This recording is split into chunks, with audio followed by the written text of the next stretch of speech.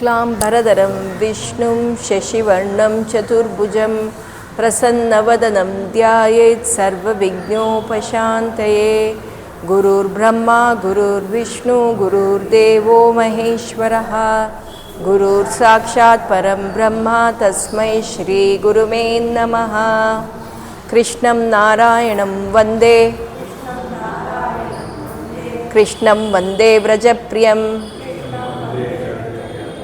कृष्णं द्वैपायनं वन्दे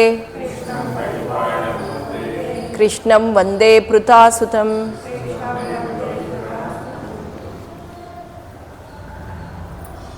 ಕೃಷ್ಣನ ಬಾಲಲೀಲೆಗಳನ್ನು ಕೇಳಿಸ್ಕೊತಾ ಇದ್ದೀವಿ. ಬಾಲಲೀಲೆಯಲ್ಲಿ ಅವರು ಕೃಷ್ಣ ಚಿಕ್ಕವರಾದಾಗಿಂದನೇ, ಚಿಕ್ಕ ಮಗು ಆದಾಗಿಂದನೇ ಎಲ್ಲ ದುಷ್ಟ ಸಂಹಾರ ಮಾಡೋದಕ್ಕೆ ಶುರು ಮಾಡಿದ್ರು. ಆ ದುಷ್ಟ ಸಂಹಾರ ಮಾಡೋ ಕಥೆಯಲ್ಲಿ ನಾವು ಇಲ್ಲಿ ತನಕ ಕೇಳಿರೋದು ಯಾವ ಯಾವ ರಾಕ್ಷಸರ ವಧೆ ಆಗಿದೆ ಅಂತ ಗೊತ್ತಾಗಿದೆ ನಿಮಗೆ. ಪೂತನ ವಧೆ ಕೇಳಿದ್ವಿ, ಆಮೇಲೆ ಶಕಟಾಸುರನ ವಧೆ, ತೃಣಾವರ್ತನ ವಧೆ.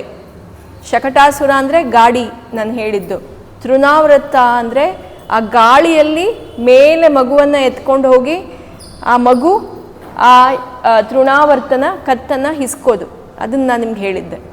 ಅದಾದಮೇಲೆ ಮುಂದೆ ನಾನು ಹೇಳಿದ್ದು ವತ್ಸ ಮತ್ತು ಬಕ. ಬಕ ಅಂದರೆ ಅದು ಒಂದು ಪಕ್ಷಿ, ಅದು ಕ್ರೌಂಚ, ಅದೇನು ಕ್ರೇನ್ ಅಂತಾರಲ್ಲ ಆ ಪಕ್ಷಿ. ಅದರ ಚೊಚ್ಚು ಎಷ್ಟು ಉದ್ದ ಇತ್ತು ಅಂದರೆ ಅದು ಒಂದು ಕಲ್ಲಿನ ಆಕಾರದಷ್ಟು ಉದ್ದ ದಪ್ಪ ಇತ್ತಂತೆ. ಆ ಕ್ರೌಂಚ ಪಕ್ಷಿಯ ಬಗ್ಗೆ ನಾನು ನಿಮ್ಗೆ ಹೇಳಿದ್ದೆ. ಅದನ್ನು ಇವರು ಕೃಷ್ಣ ಸಾಯಿಸಿರ್ತಾರೆ.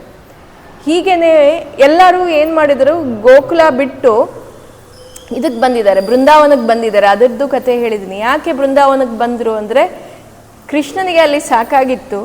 ಅವನು ಈ ಜಾಗದಿಂದ ಹೊರಟು ಇದು ನಾವು ಬೇರೆ ಕಡೆಗೆ ಹೋಗಬೇಕು ಅಂತ ಹೇಳಿ ಬೃಂದಾವನಕ್ಕೆಲ್ಲ ಬಂದರು. ಬೃಂದಾವನದ ಹತ್ರ ಗೋವರ್ಧನ ಗಿರಿ ಇದೆ.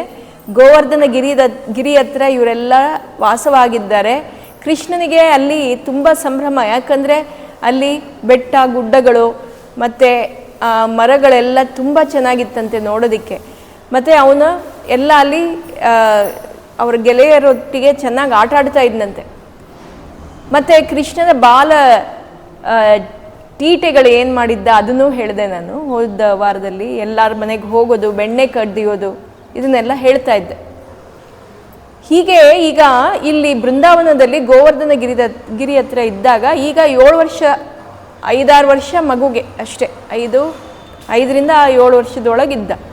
ಆವಾಗ ಒಂದು ದಿವಸ ಗೆಳೆಯರಿಗೆಲ್ಲ ಕರೆದುಬಿಟ್ಟು ಬನ್ನಿ ನಾವೆಲ್ಲ ಕಾಡಿಗೆ ಹೋಗೋಣ, ಕಾಡಿಗೆ ಹೋಗಿ ಆಡೋಣ ಅಂತ ಹೇಳ್ತಾನಂತೆ. ಇವತ್ತು ಮೇಯಕ್ಕೆ ಆ ಕಡೆ ಕಾಡು ದಿಕ್ಕಲ್ಲಿ ಹೋಗೋಣ, ಅಲ್ಲಿ ಹಸುವನ್ನು ಮೇಯಿಸಿ ಹಾಗೆ ಅಲ್ಲಿ ನಾವು ಆಟಾಡೋಣ ಅಂತ ಹೇಳ್ತಾರಂತೆ. ಸರಿ, ಎಲ್ಲ ಬಾಲಕರು ಎಲ್ಲ ಗೋಪಾಲಕರು ಅವ್ರ ಜೊತೆಲಿ ಕೃಷ್ಣನೊಟ್ಟಿಗೆ ಹೋಗ್ತಾರೆ. ಹೋದಾಗ ಅಲ್ಲಿ ಎಲ್ಲ ಆಟ ಆಡ್ತಾ ಇರ್ತಾರಂತೆ. ಮರಕೋತಿ ಆಟ, ಎಲ್ಲ ಆಟ ಏನು ಆಡ್ತಾರೆ ಅದನ್ನು ವಿವರಣೆ ಕೊಟ್ಟಿದ್ದಾರೆ ಭಾಗವತದಲ್ಲಿ. ಯಾವ ರೀತಿಯ ಆಟ ಆಡ್ತಾಯಿದ್ರು, ಬೆಟ್ಟಗಳ ಮೇಲೆ ಅಲ್ಲಿದ್ದ ಹುಲ್ಲುಗಳ ಹೆಸರನ್ನು ಅದನ್ನು ಕರೆಯೋದು, ಅದನ್ನು ಹುಡ್ಕೋದು, ಆ ಥರ ಆಟ. ಆಮೇಲೆ ಬಚ್ಚಿಟ್ಕೊಂಡು ಎಲ್ಲ ಹುಡ್ಕೋದು, ಬಚ್ಚಿಟ್ಕೊಳ್ಳೋದು ಎಲ್ಲರೂ. ಆಮೇಲೆ ಕೃಷ್ಣ ಬಚ್ಚಿಟ್ಕೊಳ್ಳೋದಂತೆ. ಬಚ್ಚಿಟ್ಕೊಂಡು ಆಮೇಲೆ ಅವನು ಎಂಥ ಪರಮಾತ್ಮ, ಅವನು ಜಗತ್ ಸೃಷ್ಟಿಕರ್ತ, ಜಗತ್ತಿನ ಪಾಲಕ. ಅವನು ಎಲ್ಲಿ ಬೇಕಿದ್ರೂ ಅವನ ಅಡ್ಕಿಸ್ಕೋಬೋದು. ಈ ಹುಡುಗರ ಕೈಗೆ ಸಿಕ್ಕೋದು. ಎಲ್ಲ ಹುಡುಗರು ಜೋರಾಗಿ ಕಿರ್ಚ್ಕೊಳ್ಳೋದಂತೆ, ಕೃಷ್ಣ ಸಿಕ್ದ ಕೃಷ್ಣ ಸಿಕ್ದ ಕೃಷ್ಣ ಸಿಕ್ದ ಅಂತ. ಹೀಗೆ ಆಟ ಆಡ್ತಾ ಇದ್ದಾಗ ಅಲ್ಲಿಗೆ ಒಂದು ಅಘಾಸುರ ಅಂತ ಒಬ್ಬ ರಾಕ್ಷಸ, ಅಘ ಅಂತ, ಅವನು ಅಸುರ. ಅವನು ಅಲ್ಲಿಗೆ ಬರ್ತಾನಂತೆ. ಅವನು ಯಾರು ಅಂದರೆ ಈ ಆ ಬಕ ಮತ್ತು ಪೂತನ ಅವರ ಅಣ್ಣ. ಅವನು ಅಲ್ಲಿಗೆ ಬರ್ತಾನಂತೆ. ಅವನು ನೋಡ್ತಾನಂತೆ, ಈ ಬಾಲಕರನ್ನೆಲ್ಲ ನೋಡ್ತಾರಂತೆ. ನೋಡಿಬಿಟ್ಟು ಬಲರಾಮ ಮತ್ತು ಕೃಷ್ಣನನ್ನು ನೋಡಿ, ಇವರೇ ನನ್ನ ತಮ್ಮ ಮತ್ತು ತಂಗಿಯನ್ನು ಸಾಯಿಸಿರೋದು, ಇವ್ರನ್ನ ಬಿಡಬಾರ್ದು, ನಾನು ಇವ್ರನ್ನ ಸಾಯಿಸಬೇಕು ಅಂತ ಹೇಳಿ ಅವನು ಏನು ಪ್ಲ್ಯಾನ್ ಮಾಡ್ತಾನಂತೆ ಅಂದರೆ, ಅವನು ಒಂದು ಹಾವಿನ ವೇಷ ಧರಿಸಿ, ಹಾವಿನ ಆಕಾರದಲ್ಲಿ ಅವನ ಬಾಯಿ, ದೊಡ್ಡ ಆಕಾರದ ಹಾವು, ಅವನ ಬಾಯಿ ಏನಿದೆ ಅದು ತೆಗಿಯೋದು. ಆ ಬಾಯಿ ತೆಗೆದಿದ್ದು ಹೇಗೆ ಕಾಣಿಸ್ಬೇಕು ಅಂದರೆ, ಆ ಜಾಗದಲ್ಲಿ ಅದು ಕಾಡಲ್ಲ, ಆ ಕಾಡಿನಲ್ಲಿ ಅದು ಒಂದು ಬೆಟ್ಟದ ಆಕಾರದಲ್ಲಿ ಕಾಣಬೇಕು, ಒಂದು ಗುಹೆ, ಬೆಟ್ಟದಲ್ಲಿ ಒಂದು ಗುಹೆ ಇರೋ ಥರ ಕಾಣೋ ಥರ ಮಾಡ್ಕೋತಾನಂತೆ ಅವನು. ಅಂದರೆ ಮಕ್ಕಳಿಗೆ ಅದು ಏನು ಅದು ಹಾವು ಅಂತ ಗೊತ್ತಾಗಲ್ಲ, ಆದರೆ ಅವರು ದೂರದಿಂದ ನೋಡಿದ್ರೆ ಏನೋ ಒಂದು ದೊಡ್ಡ ಬೆಟ್ಟ, ಇದು ಬೆಟ್ಟದೊಳಗೆ ಒಂದು ಗುಹೆ ಇದು ಅಂತ ಅನ್ಸತ್ತಂತೆ. ಎಲ್ಲರೂ ಆ ಬೆಟ್ಟ ಥರ ಇರೋ ಬಾಯಲ್ಲಿ ನೋಡ್ತಾರಂತೆ. ನೋಡ್ಬಿಟ್ಟು ಇದೇನು ಒಳ್ಳೆ ಹಾವಿನ ಬಾಯಿ ಥರ ಇದೆ, ಎಷ್ಟು ದೊಡ್ಡದಿದೆ, ಇದೆಲ್ಲ ನೋಡು, ಅದ್ರ ಹಲ್ಲು ಅದು ಇದು ಎಲ್ಲ ಹೇಗಿದೆ, ಒಂದು ಹಾವಿನ ಥರನೇ ಇದೆ ಈ ಗುಹೆ ಅಂತೆಲ್ಲ ಮಾತಾಡಿಕೊಂಡು ಎಲ್ಲರೂ ಹೊರಗೆ ಹೋಗ್ತಾ ಇರ್ತಾರಂತೆ.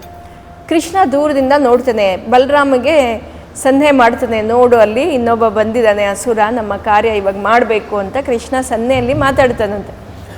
ಬಲರಾಮ ಅಂತ ನಗ್ತಾನಂತೆ. ನಕ್ಬಿಟ್ಟು ಇವೆಲ್ಲರೂ ಒಳಗೆ ಹೋಗ್ತಾರೆ.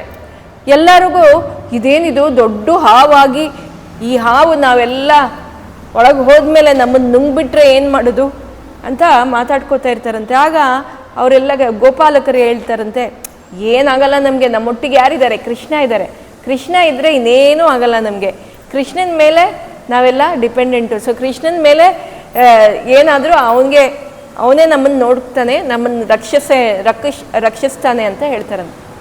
ಸರಿ ಅಂತ ಹೇಳಿ ಎಲ್ಲರೂ ಹೋಗ್ತಾರೆ. ಎಲ್ಲರೂ ಒಳಗೆ ಹೋದಾಗ ಎಲ್ಲರೂ ಅಲ್ಲಿ ಒಂದೇ ಸೆಂಟರಲ್ಲಿ ನಿಂತ್ಕೋತಾರಂತೆ. ಕೃಷ್ಣ ಮತ್ತು ಬಲರಾಮ ಮಧ್ಯದಲ್ಲಿ ನಿಂತಿರ್ತಾರೆ, ಒಂದು ಗುಂಡಾಗಿ ನಿಂತಿರ್ತಾರೆ. ಎಲ್ಲರೂ ಒಳಗಡೆ ಹೋಗಿದ ತಕ್ಷಣ ಈ ಅಘಾಸುರ ಏನು ಮಾಡ್ತಾನಂತೆ, ಅವನ ಬಾಯಿ ಏನು ತೆರೆದಿತ್ತು ಹೀಗೆ ದೊಡ್ಡದಾಗಿ, ಅದು ಮುಚ್ಚಿಬಿಡ್ತಾನಂತೆ. ಮುಚ್ಚಿ ಅವನ ವಿಷ ಏನಿದೆ, ಹಾವಿನ ವಿಷ ಏನಿದೆ, ಆ ವಿಷವನ್ನು ಅಲ್ಲಿ ಚೆಲ್ಲಕ್ಕೆ ಶುರು ಮಾಡ್ತಾನಂತೆ ಆ ಬಾಯಲ್ಲೇ. ಕೃಷ್ಣನಿಗಿದು ಗೊತ್ತಾಯಿತು, ಇದು ಗೊತ್ತಿದೆ ಅವನಿಗೆ ಹೇಗಿದ್ರು. ಅವನೇನು ಮಾಡ್ತಾನಂತೆ, ಅವನ ಆಕಾರವನ್ನು ದೊಡ್ಡದು ಮಾಡ್ಕೊಂಡಂತೆ ಆ ಬಾಯೊಳಗೆ ಎಲ್ಲ ಈ ಮಕ್ಕಳನ್ನೆಲ್ಲ ನುಂಗೋಕ್ಕೆ ಶುರು ಮಾಡತ್ತಂತೆ ಅಘಾಸುರ. ಅದು ಹಾವು ವಿಷ ಬಿಟ್ಟು ಅದನ್ನೆಲ್ಲ ನುಂಗೋಕ್ಕೆ ಶುರು ಮಾಡಿದಾಗ ಕೃಷ್ಣ ಅವನ ಮೈಯಿನ ಗಾತ್ರವನ್ನು ಬೆಳೆಸ್ಕೋತಾನಂತೆ. ದೊಡ್ಡದಾಗಿ ಎಷ್ಟು ದೊಡ್ಡವನಾಗ್ತಾನೆ ಅಂದರೆ ಆ ಹಾವಿನ ಇದರಲ್ಲಿ ಸಿಕ್ಕಾಕೊಳ್ಳೋದು, ಥ್ರೋಟಲ್ಲಿ ಅವನು ಹೋಗಿ ಅಲ್ಲಿ ಗಂಟ್ಲಲ್ಲಿ ಸಿಕ್ಕಾಕೊಂಡ್ಬಿಡ್ತಾನಂತೆ. ಆ ಹಾವಿಗೆ ಈ ಕಡೆ ಅದನ್ನು ನುಂಗಕ್ಕೂ ಆಗಲ್ಲ, ಬಿಡೋಕ್ಕೂ ಆಗಲ್ಲ. ಏನು ಮಾಡಬೇಕು ಗೊತ್ತಾಗ್ತಾ ಇಲ್ಲ, ಜೋರಾಗಿ ಗಾಳಿ ಬಿಡುತ್ತಂತೆ. ಗಾಳಿ ಬಿಟ್ಟರು ಆ ಮಕ್ಕಳೆಲ್ಲ ಹೊರಗಡೆ ಬರಲ್ಲ. ಹಾಗೆ ಅದೆಲ್ಲ ಆಗ್ತಾ ಅವನಿಗೆ ಕೃಷ್ಣನ ಆಕಾರ ತಡೆಯೋಕ್ಕಾಗದೆ ಅಲ್ಲೇ ಸತ್ತೋಗ್ತಾನಂತೆ. ಅಘಾಸುರ ಅಲ್ಲಿ ಸಾಯ್ತಾನೆ. ಆಮೇಲೆ ಅವನು ಜೋರಾಗಿ ಆ ಸಾಯೋ ಹೊತ್ತಿಗೆ ಬಾಯಿ ತೆಗೆದು ಅಂದಾಗ ಎಲ್ಲರೂ ಹೊರಗಡೆ ಬರ್ತಾರೆ. ಹೊರಗಡೆ ಬಂದಾಗ ಈ ಗೋಪಾಲಕರು ಏನಾಗಿರ್ತಾರೆ, ಅವ್ರಿಗೆಲ್ಲ ಮೂರ್ಛೆ ಹೊಟ್ಟೋಗಿರ್ತಾರಂತೆ. ಅವರೆಲ್ಲ ವಿಷಯದ ಇದಕ್ಕೆ ಮೂರ್ಛೆ ಹೊಟ್ಟೋಗಿರ್ತಾರೆ. ಕೃಷ್ಣ ಮತ್ತು ಬಲರಾಮ ಹೊರಗಡೆ ಬರ್ತಾರೆ, ನೋಡ್ತಾರೆ ಅಘಾಸುರ ಸತ್ತ.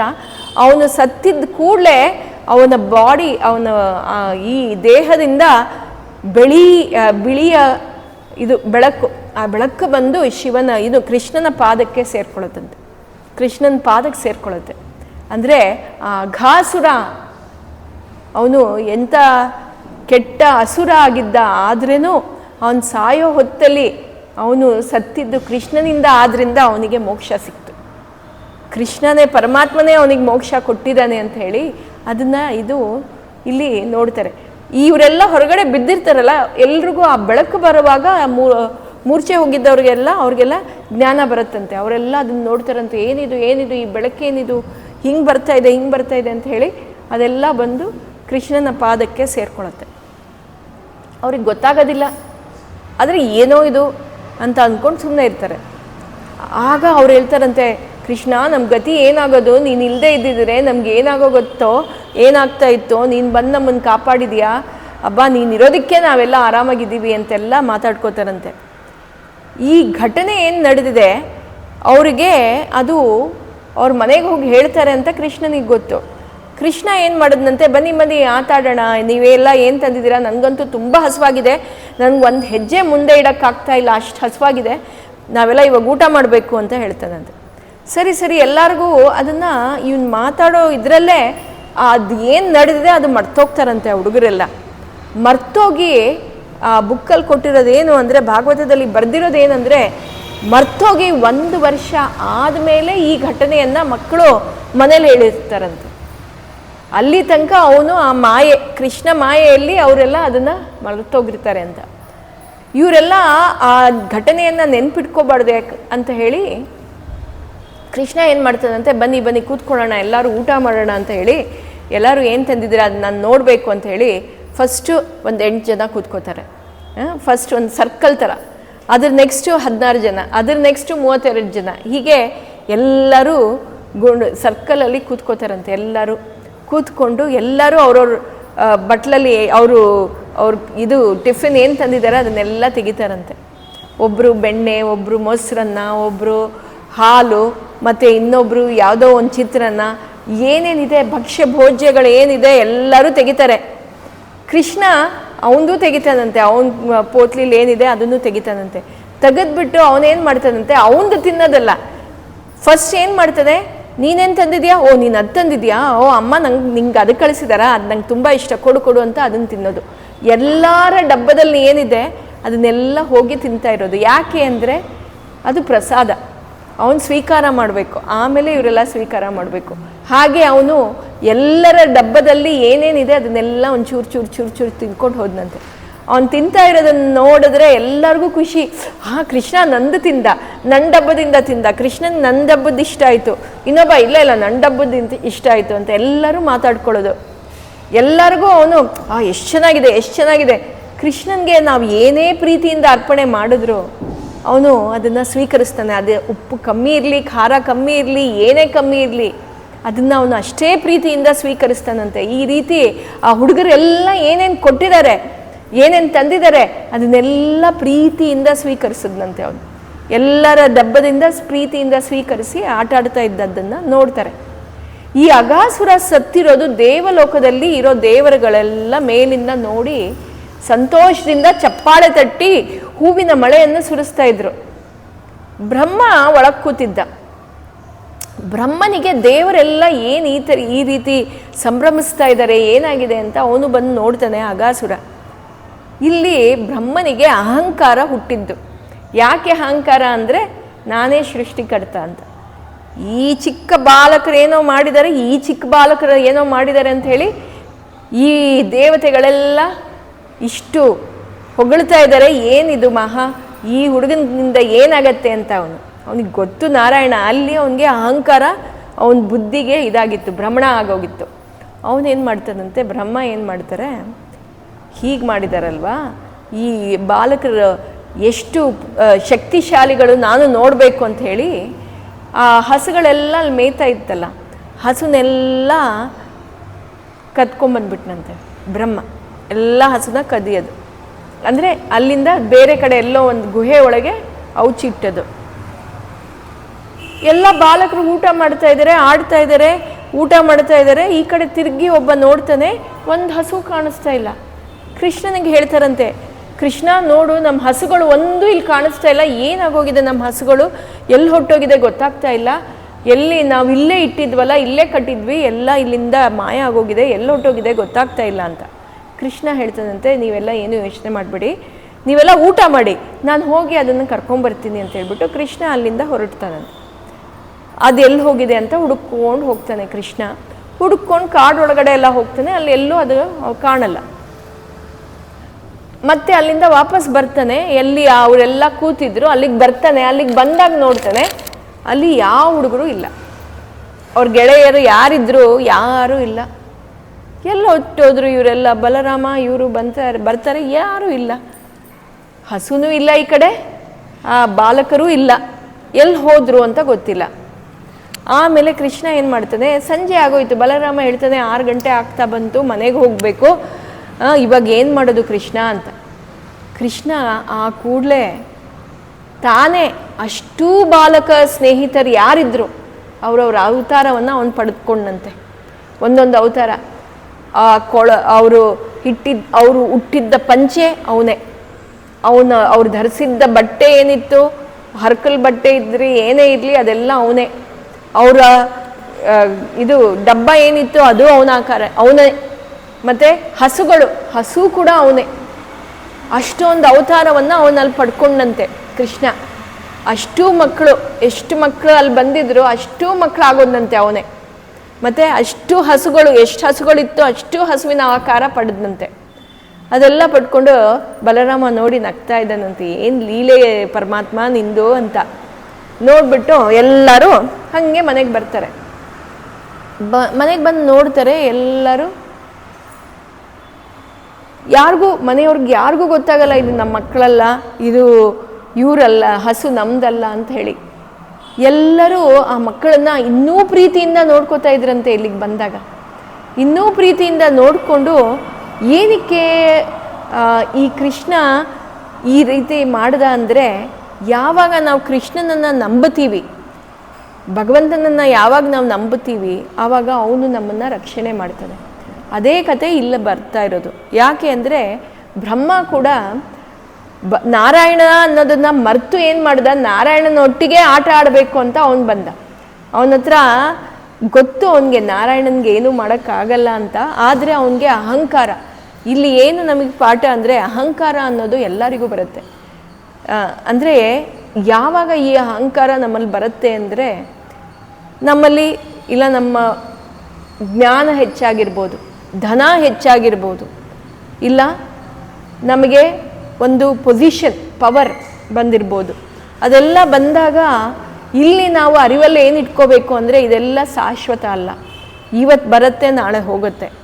ಧನ ಇವತ್ತಿರತ್ತೆ, ನಾಳೆ ಇರೋಲ್ಲ. ಯಾವಾಗ ಬೇಕಿದ್ರೂ ಈ ಧನ ನಮ್ಮಿಂದ ಹೊಟ್ಟೋಗುತ್ತೆ. ಮತ್ತು ಪವರು, ಪೊಸಿಷನು ಎಲ್ಲರೂ ಒಂದು ದಿವಸ ಇಲ್ಲ ಒಂದು ದಿವಸ ರಿಟೈರ್ ಆಗಲೇಬೇಕು.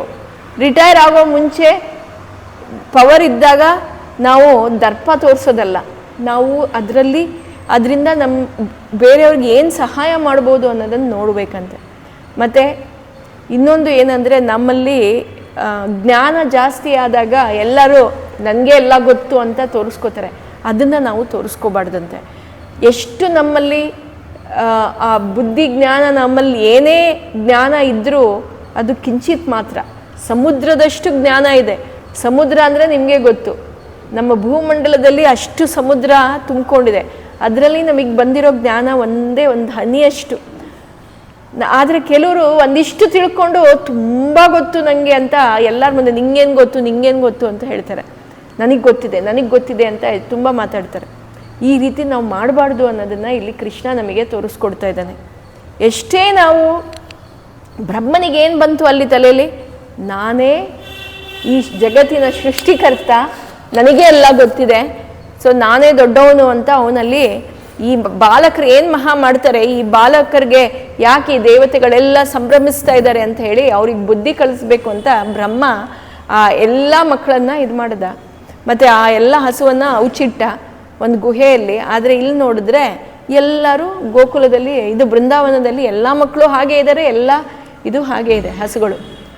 ಬ್ರಹ್ಮನಿಗೆ ಅದನ್ನೆಲ್ಲ ಔಚಿಟ್ಬಿಟ್ಟು ಅವನು ಬ್ರಹ್ಮಲೋಕಕ್ಕೆ ಹೋದನಂತೆ. ಒಳಗೆ ಹೋಗಬೇಕು ಅಂದರೆ ಅಲ್ಲಿ ದ್ವಾರಪಾಲಕರು ಇರ್ತಾರಲ್ಲ, ದ್ವಾರಪಾಲಕರು ಒಳಗಡೆ ಬಿಡೋದಿಲ್ಲ.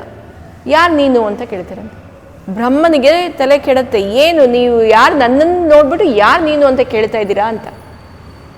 ಹೌದು, ನಾನು ಬ್ರಹ್ಮ. ಈ ಕಾವಲುಗಾರರು ಹೇಳ್ತಾರಂತೆ, ನಮ್ಮ ರಾಜ ಬ್ರಹ್ಮದೇವ ಒಳಗಡೆ ಇದ್ದಾನೆ, ನೀನು ಎಲ್ಲಿಂದ ಬಂದೆ, ನೀನು ಯಾರು? ಬ್ರಹ್ಮದೇವ ಹೊರಗಡೆನೇ ಹೋಗಿಲ್ಲ, ನೀನು ಯಾರು ಅಂತ. ಅದಕ್ಕೆ ಈ ಬ್ರಹ್ಮ, ಒರಿಜಿನಲ್ ಬ್ರಹ್ಮ ಹೇಳ್ತಾರೆ, ನಾನೇ ಬ್ರಹ್ಮ, ನಾನೇ ಒಳಗಡೆ ಇರಬೇಕಾಗಿರೋನು, ಒಳಗಡೆ ಇನ್ಯಾರಿದ್ದಾರೆ, ಒಳಗಡೆ ಯಾರೂ ಇಲ್ಲ, ನಾನು ಇಲ್ಲಿದ್ದೀನಿ, ನೀನು ಯಾಕೆ ನನಗೆ ಒಳಗಡೆ ಬಿಡ್ತಾ ಇಲ್ಲ ಅಂತ.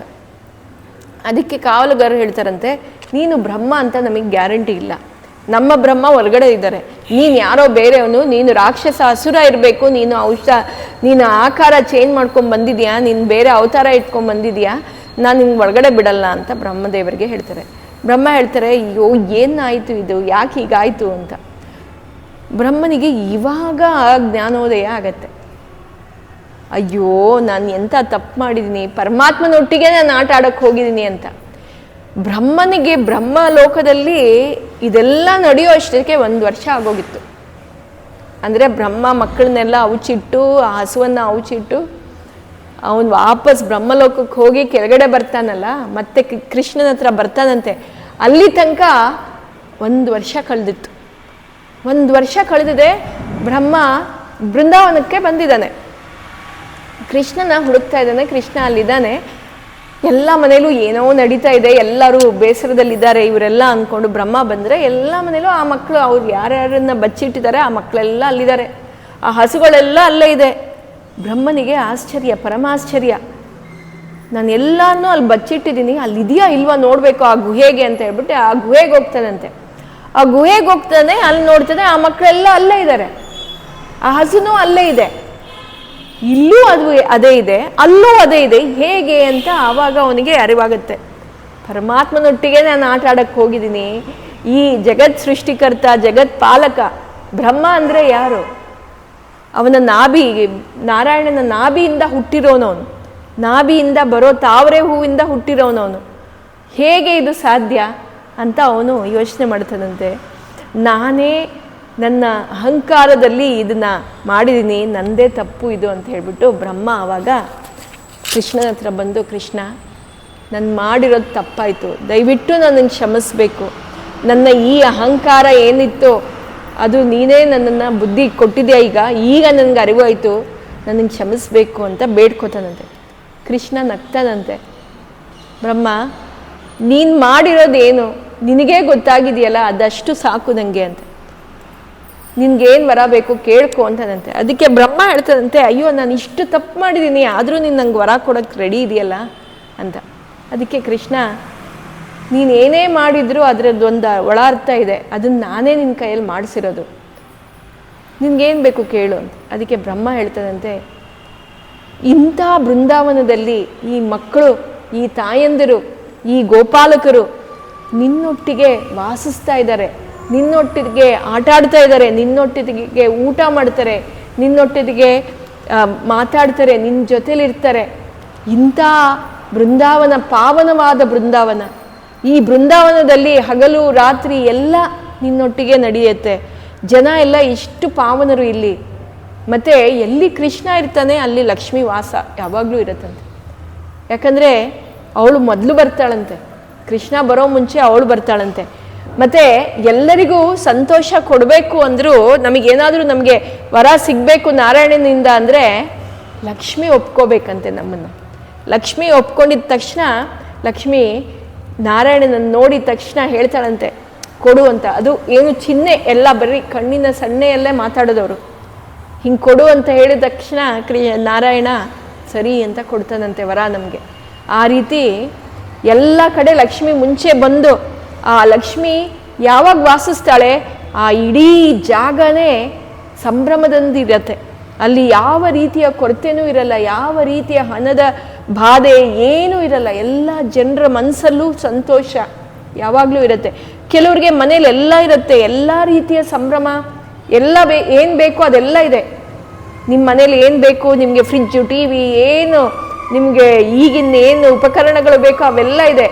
ಆದರೂ ಮನಸ್ಸಲ್ಲಿ ಸಂತೋಷ ಇರಲ್ಲ. ದುಡ್ಡು ಎಷ್ಟು ಬೇಕೋ ಅಷ್ಟು ದುಡ್ಡಿರುತ್ತೆ, ಹಣದ ಬ್ಯಾಂಕಲ್ಲಿ ಎಷ್ಟು ಬೇಕೋ ಅಷ್ಟು ದುಡ್ಡಿರುತ್ತೆ, ಇಲ್ಲ ಕೈಯಲ್ಲೇ ದುಡ್ಡಿರುತ್ತೆ. ಆದರೂ ಅವ್ರಿಗೆ ಮನಸ್ಸಲ್ಲಿ ಸಮಾಧಾನ ಇರಲ್ಲ, ಸಂತೋಷ ಇರಲ್ಲ. ಯಾಕೆ ಅಂದರೆ ನಮಗೆ ಆ ದೇವರ ಅನುಗ್ರಹ ಇರಲ್ಲ. ನಾವು ಆ ದೇವರಲ್ಲಿ ನಂಬಿಕೆ ಮತ್ತು ಅವನಲ್ಲಿ ನಮ್ಮ ಭಾರವನ್ನು ನಾವು ಅವನ ಮೇಲೆ ಬಿಡಲ್ಲ. ಅದರಿಂದ ಇಂಥ ಜಾಗದಲ್ಲಿ, ಬೃಂದಾವನದಲ್ಲಿ ಎಲ್ಲರೂ ಸುಖದಿಂದ, ಸಂತೋಷದಿಂದ, ಸಮಾಧಾನದಿಂದ ಇದ್ದಾರೆ. ಅಂಥ ಜಾಗದಲ್ಲಿ ನಾನು ಇರಬೇಕು, ಸದಾ ಇಲ್ಲಿರಬೇಕು, ಆ ರೀತಿ ನಿಂಗೆ ವರ ಕೊಡಬೇಕು ಅಂತ ಕೇಳ್ತಾನಂತೆ. ಅದಕ್ಕೆ ಕೃಷ್ಣ ಹೇಳ್ತಾನೆ, ನೀನು ಇಲ್ಲಿರ್ಬೇಕಾ, ಇರೋ ನೀನು ಅಂತ. ಆದರೆ ನೀನೇ ಆರಿಸ್ಕೋ ಯಾವ ರೀತಿಯಲ್ಲಿ ಇರ್ತೀಯ ಅಂತ. ಅದಕ್ಕೆ ಬ್ರಹ್ಮ ಹೇಳ್ತಾನಂತೆ, ನಾನಿಲ್ಲಿ ಇರಬೇಕು ಅಂದರೆ ನನಗೆ ಈ ಭೂಮಿಯ ಮಣ್ಣಿನ ಅವತಾರ ಕೊಡು, ಈ ಭೂಮಿಲಿ ನಾನು ಮಣ್ಣಾಗಬೇಕು ಅಂತ ಕೇಳ್ತಾನಂತೆ. ಯಾಕೆ ಮಣ್ಣು ಅಂತ ಕೇಳ್ತಾನಂತೆ ಕೃಷ್ಣ. ಇಲ್ಲಿ ಬಂದು ನೀನು ಮಣ್ಣಾಗ್ತೀಯ, ಯಾಕೆ ಮಣ್ಣು ಅಂತ. ಅದಕ್ಕೆ ಬ್ರಹ್ಮ ಹೇಳ್ತಾನಂತೆ, ಇಲ್ಲಿ ಮಣ್ಣಾದರೆ ಈ ಭಕ್ತರು, ನಿನ್ನೆಲ್ಲ ಭಕ್ತರು ನಡೀತಾರೆ, ಅವ್ರು ನಡೆದಿರೋ ಆ ಕಾಲು ಧೂಳು ನನ್ನನ್ನು ಪಾವನ ಮಾಡುತ್ತೆ ಅಂತ ಹೇಳ್ತಾನಂತೆ. ಅದಕ್ಕೆ ಇಲ್ಲಿ ನಾನು ಇರಬೇಕು ಅಂತ. ಅಂದರೆ ಏನಿದರ ಅರ್ಥ ಅಂದರೆ, ನಾವು ಭಕ್ತರ ಸಹವಾಸ ಮಾಡಿದ್ರೆ ಸಾಕಂತೆ. ದೇವರ ಭಕ್ತರ ಸಹವಾಸ ಮಾಡಿದ್ರೆ ನಮ್ಮ ಪಾಪ ಎಷ್ಟೋ ಕಳೆಯುತ್ತಂತೆ. ಯಾಕಂದರೆ ಅವರು ಅಷ್ಟು ಭಕ್ತಿ ಭಾವದಿಂದ ದೇವರನ್ನು ನಂಬಿಡ್ತಾರೆ. ಅವರ ಸಂಪರ್ಕದಿಂದ ನಮಗೂ ಕೂಡ ಮೋಕ್ಷ ಸಿಗತ್ತೆ, ನಮಗೂ ಕೂಡ ಒಳ್ಳೆಯದಾಗತ್ತೆ ಅಂತ ಹೇಳಿ, ಬರೀ ನಂಗಿಲ್ಲಿರೋ ಈ ಮಣ್ಣಿನ ಧೂಳು ಸಿಕ್ಕಿದ್ರೆ ಸಾಕು ಅಂತ ಕೇಳ್ತಾರಂತೆ. ಎಲ್ಲರೂ. ಅದಕ್ಕೆ ನೀವು ಪಂಡ್ರಾಪುರಕ್ಕೆ ಹೋದ್ರೂ ಫಸ್ಟು ಮೆಟ್ಲು ಏನಿದೆ ಅಲ್ಲಿ ನಾಮದೇವನ ಇದಿದೆ. ಆ ನಾಮದೇವ ಕೂಡ ಅದೇ ಬೇಡ್ಕೊಳ್ಳೋದಂತೆ. ಇಲ್ಲಿ ಪಂಡ್ರಾಪುರದ ಮೆಟ್ಲುಗಳು ದೇವರ ಗರ್ಭಗುಡಿಗೆ ಹೋಗುವಾಗ ಆ ಮೆಟ್ಲಲ್ಲಿ ಮೊದಲನೇ ಮೆಟ್ಲಲ್ಲಿ ನಾಮದೇವ. ಯಾಕಂದರೆ ಇನ್ನು ಭಕ್ತರು ವಾರ್ಕರಿ ಅಂತಾರೆ, ಅವರೆಲ್ಲ ನಡ್ಕೊಂಡು ಹೋಗ್ತಾರೆ ಆಳಂದಿಯಿಂದ ಪಂಡ್ರಾಪುರಕ್ಕೆ. ಇದು ಆಷಾಢ ಏಕಾದಶಿ ದಿವಸ ಅಲ್ಲಿ ಶುರು ಮಾಡೋದು, ಅವರು ಹೋಗ್ತಾರಲ್ಲಿ. ಆಷಾಢ ಏಕಾದಶಿ ಅಲ್ಲಿ ಇರ್ತಾರೆ ಅವರೆಲ್ಲ. ಯಾಕೆ ಅಂದರೆ ಅವರೆಲ್ಲ ನಡ್ಕೊಂಡು ಎಲ್ಲಿಂದ ಇದ್ದಾರೆ ಅಲ್ಲಿಂದ ಅವರು ಆಳಂದಿಯಿಂದ ನಡ್ಕೊಂಬರೋದು. ಅವರ ಧೂಳು ನನ್ನ ತಲೆ ಮೇಲೆ ಬೀಳಬೇಕು ಮತ್ತು ನನಗೆ ಅದರಿಂದ ಮೋಕ್ಷ ಸಿಗಬೇಕು ಅಂತ ನಾಮದೇವ ಕೇಳ್ಕೊಳ್ಳೋದು. ಈ ರೀತಿ ಆ ಭಕ್ತರ ಪಾದ ಧೂಳಿ ನನ್ನ ತಲೆ ಮೇಲೆ ಬೀಳಲಿ ಅಂತ ಬ್ರಹ್ಮದೇವ ಕೇಳ್ಕೊತಾನೆ. ಯಾಕಂದರೆ ನನ್ನ ಅಹಂಕಾರ ಪಟ್ಟಿದ್ದೀನಿ, ನನ್ನ ಅಹಂಕಾರ ಹೋಗಬೇಕು, ಅವರ ಧೂಳಿಂದ ನನ್ನ ಅಹಂಕಾರ ಹೋಗುತ್ತೆ, ನಾನು ತಪ್ಪು ಮಾಡಿದ್ದೀನಿ ಅಂತ ಕೇಳ್ತಾನಂತೆ. ಕೃಷ್ಣ ಹೇಳ್ತಾನಂತೆ, ಸರಿ ತಥಾಸ್ತು, ನೀನೇನು ಹೇಳ್ತೀಯ ಹಾಗೇ ಆಗಲಿ ಅಂತ ಹೇಳಿ ಅಲ್ಲಿ ಆ ಮಣ್ಣಲ್ಲಿ ಆ ಬೃಂದಾವನದ ಮಣ್ಣು ಇನ್ಯಾರಲ್ಲ, ಅದು ಬ್ರಹ್ಮ. ಅದಕ್ಕೆ ಮಥುರಾ ಬೃಂದಾವನಕ್ಕೆ ಹೋದಾಗ ಏನು ಹೇಳ್ತಾರೆ, ಅಲ್ಲಿ ಮಣ್ಣು ಒಂದು ಹಿಡಿ ತರಬೇಕಂತೆ. ಆ ಬೃಂದಾವನಕ್ಕೆ ಹೋದಾಗ ಮಥುರಾ ಮತ್ತು ಬೃಂದಾವನ ಒಂದು 15-20 ಕಿಲೋಮೀಟ್ರ್ ಅಷ್ಟೇ ದೂರ. ಅಲ್ಲಿಂದ ನೀವು ಮಣ್ಣು ತರಬೇಕು ಅಂತ ಹೇಳ್ತಾರೆ. ಯಾಕಂದರೆ ಆ ಮಣ್ಣು ಬ್ರಹ್ಮನ ಸಮ ಅಂತೆ. ಅದು ಆ ಮಣ್ಣು ತಂದು ಇಡ್ತಾರೆ, ಕೆಲವರು ಮನೇಲಿ ಇಟ್ಟು ಪೂಜೆ ಮಾಡ್ತಾರಂತೆ. ಆ ಬ್ರಹ್ಮನನ್ನು ಪೂಜೆ ಮಾಡೋದಕ್ಕೆ ಅದು ಬೇಕು ಅಂತ ಅಲ್ಲಿ ಹೇಳ್ತಾರೆ. ಈ ರೀತಿ ಇದೆಲ್ಲ ನಡೆದಿದೆ. ಬ್ರಹ್ಮ ಆ ಮಕ್ಕಳನ್ನೆಲ್ಲ ಬಿಟ್ಟಿದ್ದಾನೆ. ಕೃಷ್ಣ ಮತ್ತೆ ಆ ಆಕಾರದಿಂದ ವಾಪಸ್ ಬಂದ ಅವನು. ಕೃಷ್ಣ ಎಲ್ಲ ಏನು ಅಲ್ಲಿದ್ದ ಅವರೆಲ್ಲ ಮಾಯ. ಕೃಷ್ಣ ಬಂದ ಆ ಒರಿಜಿನಲ್ ಮಕ್ಕಳು ಬಂದ ಕೂಡಲೇ ಅವ್ರ ಮಾಯ. ಇಲ್ಲಿ ನಿಮ್ಗೆ ಗೊತ್ತಾಗಬೇಕು, 1 ವರ್ಷ ಆದಮೇಲೆ ಬಂದು ಅವ್ರ ಕತೆ ಹೇಳ್ತಾರೆ. ಯಾಕೆ? ಇದರಿಂದ ಕೃಷ್ಣನ ಮಾಯೆ. 1 ವರ್ಷ ಆಗಿದೆ, ಆವಾಗ ಬಂದು ಎಲ್ಲ ಮಕ್ಕಳು ಅಮ್ಮನಿಗೆ, ಅಮ್ಮ ಇವತ್ತೇನಾಯ್ತು ಗೊತ್ತಾ ಕಾಡಲ್ಲಿ, ಇವತ್ತೇನಾಯ್ತು ಗೊತ್ತಾ ಕಾಡಲ್ಲಿ ಅಂತ ಹೇಳ್ತಾರೆ. ಏನಾಯಿತು? ಒಂದು ದೊಡ್ಡ ಗುಹೆ ಇತ್ತು, ಆ ಗುಹೆ ನಾವು ಇದು ಯಾವಾಗ 1 ವರ್ಷ ಆದಮೇಲೆ ಹೇಳ್ತಾ ಇರೋದು ಇವರು. ಅದೇ ಕಥೆಯಲ್ಲಿ ಬಂದಿರೋದು. ಅಗಾಸುರ ವಧೆ ಆದ 1 ವರ್ಷದ ಮೇಲೆ ಈ ಮಕ್ಕಳು ಬಂದು ಕತೆ ಹೇಳೋದು ಅಂತ. ಇದು ಕೃಷ್ಣನ ಮಾಯೆ. ಅಷ್ಟು ದಿವಸ ಮಕ್ಕಳಲ್ಲಿದ್ದರು, ಆದರೆ ಯಾವ ಮಕ್ಕಳು? ಆ ಮಕ್ಕಳಿಗೆ ಅದೇನು ನೆನಪೇ ಇಲ್ಲ. ಯಾಕಂದರೆ ಅದು ಇನ್ಯಾರಲ್ಲ, ಕೃಷ್ಣನೇ ಮಕ್ಕಳಾಗಿ ಬಂದಿದ್ದಲ್ಲಿ. ಇದು ಬ್ರಹ್ಮನ ಅಹಂಕಾರ ಮತ್ತು ಬ್ರಹ್ಮನಿಗೆ ಬುದ್ಧಿ ಕೊಟ್ಟಿರೋದು ಕೃಷ್ಣ. ಯಾಕಂದರೆ ಇಲ್ಲೂ ಒಳ ಮರ್ಮ ಏನು ಅಂದರೆ, ಕೃಷ್ಣ ಹೇಳೋದೇನೆಂದರೆ, ಭಕ್ತಿ ಭಾವದಿಂದ ನಾವು ಯಾವಾಗ ಅವನಿಗೆ ಶರಣಾಗ್ತೀವಿ ಆವಾಗ ಅವನು ನಮ್ಮಲ್ಲಿ ಯಾವಾಗಲೂ ಇರ್ತಾನೆ ಅಂತ. ಈಗ 7 ವರ್ಷ ಆಗಿದೆ ಮಕ್ಕಳಿಗೆಲ್ಲ. 7 ವರ್ಷ ಆಗಿ ಅಲ್ಲೇ ಒಂದು ಕಾಡಲ್ಲಿ ಆಡ್ತಾ ಇದ್ದಾಗ ಒಂದು ಜಾಗ, ಆ ಯಮುನಾ ನದಿ ತೀರ, ಅಲ್ಲಿ ಒಳಗಡೆ ಕಾಡೊಳಗೆ ಒಂದು ಜಾಗದಲ್ಲಿ ಆ ಯಮುನಾ ನದಿಯ ತೀರದಲ್ಲಿ ಒಂದು ಅದೇನೋ ಒಳಗಡೆ ಸುಳಿ ಅಂತ ಹೇಳ್ತಾರೆ. ಸುಳಿ ಅಂದರೆ ಒಂದು ಡೀಪ್, ಅದು ಸುಳಿ ಬೇರೆ. ಅವ್ರು ಹೇಳೋದೇನೆಂದರೆ ಅದು ಸೆಂಟರ್ ಆಫ್ ದ ರಿವರ್, ಅದು ತುಂಬ ಡೀಪ್ ಇರತ್ತಂತೆ. ಅದು ಆ ಜಾಗದಲ್ಲಿ ನೀರು ಚೆನ್ನಾಗಿರುತ್ತೆ ಅಂತ ಎಲ್ಲರೂ ಅಲ್ಲಿಗೆ ಹೋಗಿ ಕುಡಿಯೋಕ್ಕೆ ಹೋಗ್ತಾ ಇರ್ತಾರೆ. ಬಟ್ ಅಲ್ಲಿ ಈ ಜಾಗದಲ್ಲಿ ಏನಾಗಿರುತ್ತೆ, ಆ ನೀರು ಮಾತ್ರ ಯಾರಿಗೂ ಕುಡಿಯೋಕ್ಕಾಗಲ್ಲ. ಯಾಕಂದರೆ ಅಲ್ಲಿ ಬರೀ ವಿಷ ತುಂಬಿಕೊಂಡಿರುತ್ತೆ. ಅಲ್ಲಿ ಯಾವ ಜನರು ಅಲ್ಲಿಗೆ ಹೋಗ್ತಾ ಇರಲಿಲ್ಲ ಅಂತೆ. ಯಾಕಂದರೆ ಅದು ವಿಷ. ಅಂದರೆ ನಾನು ಯಾರ ಬಗ್ಗೆ ಹೇಳ್ತಾ ಇದ್ದೀನಿ ಅಂತ ನಿಮ್ಗೆ ಗೊತ್ತಾಗಿದೆ. ಸೊ ಕಳಿಂಗ ಸರ್ಪ, ಕಾಳಿಂಗ ಸರ್ಪ ಅದು ಅಲ್ಲಿ ಇರೋದ್ರಿಂದ ಅದಕ್ಕೆ ಅದು ವಿಷ ಕಕ್ತಾ ಇರುತ್ತೆ ಆ ನೀರಲ್ಲಿ. ಆ ವಿಷ ಏನು ಕಕ್ತಾ ಇರುತ್ತೆ, ಅಲ್ಲಿ ಬಂದು ಯಾರು ನೀರು ತೊಗೊಂಡು ಹೋಗ್ತಾರೆ ಆ ವಿಷದಿಂದ ಎಲ್ಲರೂ ಸತ್ತೋಗ್ತಾ ಇರ್ತಾರಂತೆ. ಇಲ್ಲಿಗೆ ಕೃಷ್ಣ ಇವಾಗ ಬಂದ. 7 ವರ್ಷ ಕೃಷ್ಣನಿಗೆ ಇವಾಗ 7 ವರ್ಷ ಆಗಿದೆ. ಆ ಜಾಗಕ್ಕೆ ಬರ್ತಾನೆ. ಆ ಜಾಗದಲ್ಲಿ ಎಲ್ಲರೂ ಅವ್ರ ಸ್ನೇಹಿತರೆಲ್ಲ ಯಾರು ಇರ್ತಾರೆ ಅವರೆಲ್ಲ ಹಿಂದೆನೇ ಉಳ್ಕೊಂಡ್ಬಿಟ್ಟಿರ್ತಾರೆ. ಅವನೊಬ್ಬನೇ ಬಂದಿದ್ದಾನೆ ಇಲ್ಲಿಗೆ. ಬಲರಾಮಂಗೆ ಗೊತ್ತಾಯಿತು ಇಲ್ಲಿಗೆ ಬಂದಿದ್ದಾನೆ ಕೃಷ್ಣ ಅಂತ ಹೇಳಿ. ಕೃಷ್ಣ ನೀನು ಹೋಗಬೇಡ, ಅಲ್ಲಿ ವಿಷ ಇದೆ ಅಂತ ಹೇಳ್ತಾರೆ, ಹೋಗಬೇಡ. ಗೊತ್ತು, ಆದರೆ ಆಟ. ಸರಿ ಕೃಷ್ಣ ನೋಡ್ತೀನಿ ಅಂತ ಅಲ್ಲಿಗೆ ಹೋಗ್ತಾನೆ. ಅಲ್ಲಿಗೆ ಹೋದಾಗ ಏನಾಗತ್ತೆ, ಕಳಿಂಗ ಸರ್ಪದ ವಧೆ ಹೇಗಾಗತ್ತೆ, ಮತ್ತು ಅಲ್ಲಿ ಬಂದು ಆ ಕಳಿಂಗ ಸರ್ಪ ಯಾಕೆ ಅಲ್ಲಿ ಬಂದು ಅಡಗಿರೋದು ಅದಕ್ಕೂ ಒಂದು ಕಾರಣ ಇದೆ. ಗರುಡದಿಂದ ಅವನಿಗೆ ಬಿಡುಗಡೆ ಆಗಬೇಕಾಗಿತ್ತು, ಅದಕ್ಕೆ ಅಲ್ಲಿಗೆ ಬಂದು ಅಲ್ಲಿ ಗರುಡ ಬರೋ ಹಾಗಿಲ್ಲ ಅಂತ ಶಾಪ ಆಗಿರುತ್ತೆ. ಅದಕ್ಕೆ ಆ ಕಳಿಂಗ ಸರ್ಪ ಅಲ್ಲಿ ಬಂದಿರೋದು. ಆ ಕಥೆಯನ್ನು ಮತ್ತು ಈ ಕಳಿಂಗ ಸರ್ಪವನ್ನು ಮರ್ದನ ಮಾಡೋದು ಹೇಗೆ, ಏನು ಮಾಡ್ತಾನೆ ಕೃಷ್ಣ, ಪುಟ್ಟ ಪಾದ, ಅವನು 7 ವರ್ಷ ಮಗು ಅಂದರೆ ಪುಟ್ಟ ಪಾದ, ಆ ಪಾದದಿಂದ ಕಳಿಂಗ ಸರ್ಪನನ್ನು ಹೇಗೆ ಅವನು ಸಂಹರಿಸ್ತಾನೆ ಎಂಬುದನ್ನು ನಾವು ಮುಂದಿನ ವಾರದಲ್ಲಿ ಕೇಳೋಣ. ಹರೇ ಹರೇ ಮೇ ಹರ ಪಾತಕಾನಿ ಹರೇ ಹರೇ ಮೇ ಕುರು ಮಂಗಳಾನಿ ಹರೇ ಹರೇ ಮೇ ತವ ಭಕ್ತಿರಸ್ತು ಹರೇ ಹರೇ ಮೇ ಕುರು ಮಂಗಳಾನಿ. ಹರಯೇ ನಮಃ ಹರೇ ನಮಃ ಹರೇ ನಮಃ.